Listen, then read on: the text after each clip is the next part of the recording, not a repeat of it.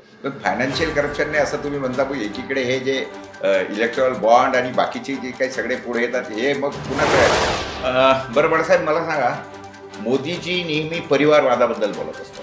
त्याच्यानंतर आता जी काही यादी त्यांची जाहीर झालेली आहे, आपण महाराष्ट्राचाच विचार करू की आमदारकी तिथेच, खासदारकी तिथेच, जे 140 करोडच्या परिवारापैकी एक व्यक्ती त्याच्या परिवारातली नाही.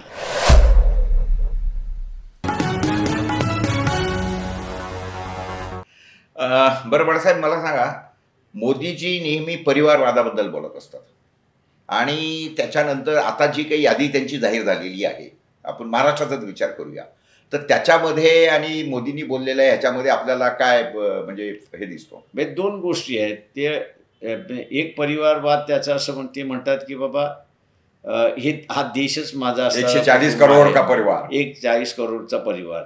पण मी त्याला असताना दुरुस्त करतो त्याच्यामध्ये की 140 करोडच्या परिवारापैकी एक व्यक्ती त्याच्या परिवारातली नाही की जी असली पाहिजे.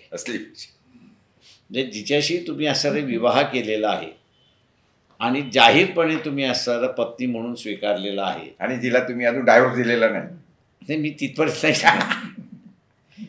तर भारतीय संस्कृती आणि हिंदू संस्कृती असं म्हणते की तुम्ही एकत्र राहिलं पाहिजे आणि तुम्ही एकत्र राहत नसाल तर मग ज्या पुढच्या कारवाया त्या तुम्ही त्या ठिकाणी केल्या पाहिजे.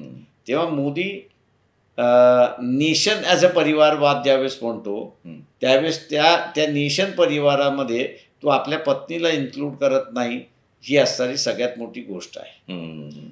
दुसरं, पॉलिटिकल सेन्समधनं ज्यावेळेस ते परिवारवाद वापरतात त्यावेळेस पॉवर कॅप्चर करण्याच्या सिस्टममधलं ते वापरतात. एकतर घराणेशाही ज्याला आपण म्हणतो की आमदारकी तिथेच, खासदारकी तिथेच, बँकेची सत्ता तिथेच, जेवढ्या सत्ता आहेत तेवढ्या सत्ता त्या कुटुंबामध्ये कॉन्सन्ट्रेट झालेल्या असतात. आणि त्या हेतूनं ज्यावेळेस असताना मोदी म्हणत होते 2014मध्ये ते पॉवरमध्ये नव्हते त्यावेळेस लोकांचा हा असणारा जुमला पचनी पडला. पण 2024मध्ये आपण ज्यावेळेस बघतो त्यावेळेस नरेंद्र मोदीने महाराष्ट्रामध्ये 9 ठिकाणी परिवारवाद पुन्हा इंट्रोड्यूस केला अशी असणारी परिस्थिती आहे. त्याच्यामुळे जो रोग इतर पॉलिटिकल पार्टीजला लागला तो BJPलाही लागला असं मी त्या ठिकाणी मानतोय.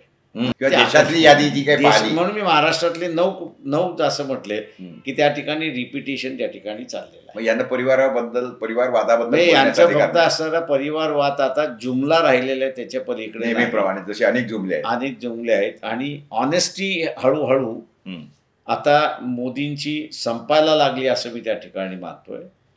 मोदी स्वतः आता असताना फायनान्शियल करप्शन नसतील पण इंटेलेक्च्युअल करप्ट व्हायला लागलेत आणि इंटेलेक्च्युअल करप्ट होणं हे डेंजरस आहे असं मी त्या ठिकाणी मानतो. पण फायनान्शियल करप्शनने असं तुम्ही म्हणता की एकीकडे हे जे इलेक्ट्रॉल बॉन्ड आणि बाकीचे जे काही सगळे पुढे येतात हे मग कुणाचं आहे? हे माझं म्हणणं दिस इज पार्टी करप्शन.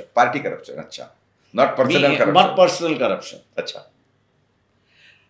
आपण इथे एक ब्रेक घेऊया मित्रांनो आणि लवकरच पुन्हा आपल्या भेटेला येऊया. नमस्कार.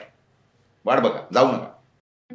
ठळक घडामोडींसाठी देशोन्नती न्यूज चॅनलला सबस्क्राइब करा आणि बेल आयकॉन प्रेस करा. मुंबई, पुणे, नागपूर, मराठवाडा असो का विदर्भ, राजकीय, सामाजिक, शैक्षणिक क्षेत्र असो का क्रीडा, सर्वच घडामोडीचे विश्लेषण पाहायला विसरू नका. फक्त देशोन्नती न्यूजवर.